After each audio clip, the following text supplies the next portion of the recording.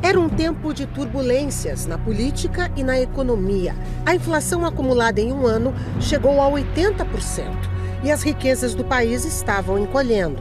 Havia também falta de gêneros de primeira necessidade, alguns deles racionados, como o caso do açúcar. Havia uma distribuição de energia precária, a mesma coisa para a água. Transportes coletivos também, por conta das greves, muitas vezes não eram disponíveis, então a vida das pessoas, o dia a dia, era bastante complicado. O mundo estava dividido pela Guerra Fria entre Estados Unidos e União Soviética. Este historiador encontrou em arquivos nos Estados Unidos provas dos esforços do embaixador americano no Brasil, Lincoln Gordon, para derrubar João Goulart.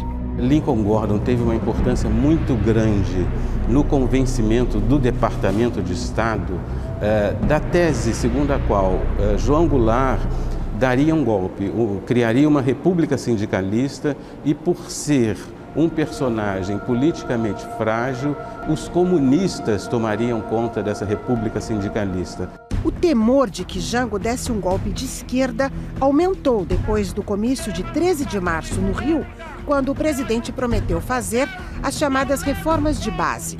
Ele tinha o apoio de movimentos sociais dispostos a impor essas mudanças, na lei ou na marra.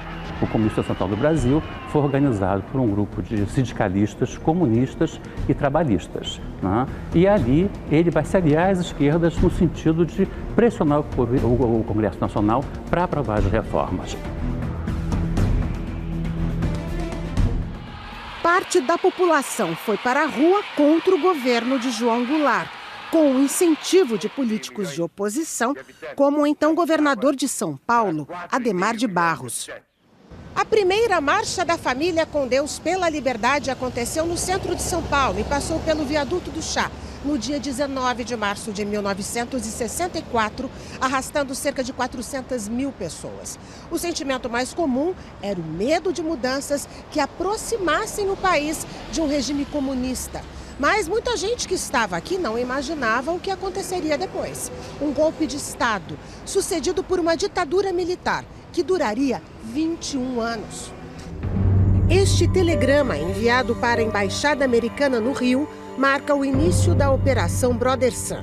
Os Estados Unidos estavam enviando ao Brasil navios petroleiros, um porta-aviões, contra-torpedeiros e 110 toneladas de munição. Neste ambiente político radicalizado, o general Olímpio Mourão Filho toma frente do movimento contra Jango e lidera uma tropa partindo de Juiz de Fora. No dia 31 de março de 1964, o presidente João Goulart acorda aqui no Palácio Laranjeiras e logo fica sabendo da movimentação das tropas que partiram de Minas Gerais em direção ao Rio de Janeiro. Ele recebe várias visitas e também informações que serão fundamentais para as decisões tomadas ao longo do dia. Aqui vem o chefe do Estado-Maior das Forças Armadas com um documento assinado por vários generais que diz o seguinte: se Goulart decretasse a ilegalidade do Comando Geral dos Trabalhadores e prendesse os comunistas, as Forças Armadas iriam apoiá-lo. No fim da noite, Goulart fica sabendo que o comandante das tropas de São Paulo também apoiava o golpe. As tropas do 2º Exército, sob o comando do general Cruel, já sitiaram o estado da Guanabara. Ele percebe que é uma ação conjunta das Forças Armadas, com apoio dos empresários, com apoio de amplos setores das classes médias, dos meios de comunicação, do poder legislativo, com apoio dos governadores do estado. João Goulart é informado sobre a esquadra americana que estava a caminho. Isso pesa porque ele percebe que o país pode entrar numa guerra civil com intervenção estrangeira. No dia 1º de abril, Goulart vai para Brasília e de lá segue para Porto Alegre em busca de apoio. Enquanto Jango voava, o presidente do Senado, Auro de Moura Andrade, abriu o caminho para os golpistas. Declaro vaga a presidência da República.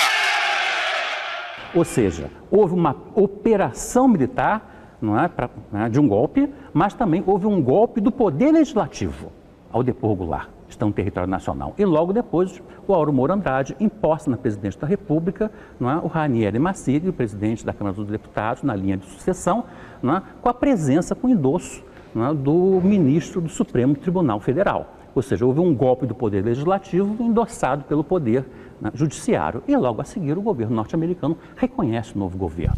Sem resistência, a intervenção militar americana não foi necessária. Mas o governo americano apresentou a conta da Operação Brother Sun, $2.300.000, que nunca foram pagos pelo Brasil.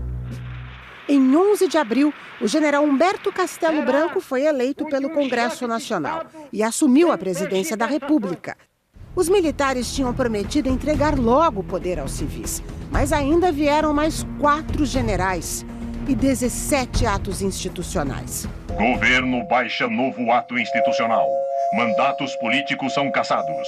Presidente Castelo Branco declarou que a revolução está viva e não retrocederá. O AI-5, entre outras barbaridades, ele proibiu a concessão de habeas corpus para presos políticos.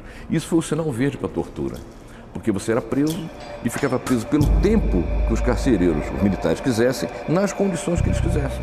Enquanto a propaganda oficial falava em Brasil Grande com obras monumentais, a repressão e a censura se intensificavam. Em dezenas de instalações militares e policiais espalhadas pelo país, 362 pessoas morreram ou desapareceram depois de serem presas. A perseguição aos opositores aumentou após as ações de grupos armados que pretendiam combater a ditadura e, ao mesmo tempo, implantar um regime socialista. Acho também importante dizer que foi errada a opção pela luta armada, porque nós não conseguiríamos galvanizar a população brasileira de uma forma suficiente para poder enfrentar e derrubar a ditadura militar. Só em 1985, após uma grande mobilização popular, o Brasil voltou a ter um civil na presidência. E 4 anos depois, os brasileiros puderam novamente escolher, por eleições diretas, o presidente do país. Toda a sociedade tem o direito à memória e à verdade, ou seja, para evitar que haja novamente esse cenário de horror que acabou ocorrendo no Brasil durante tanto tempo.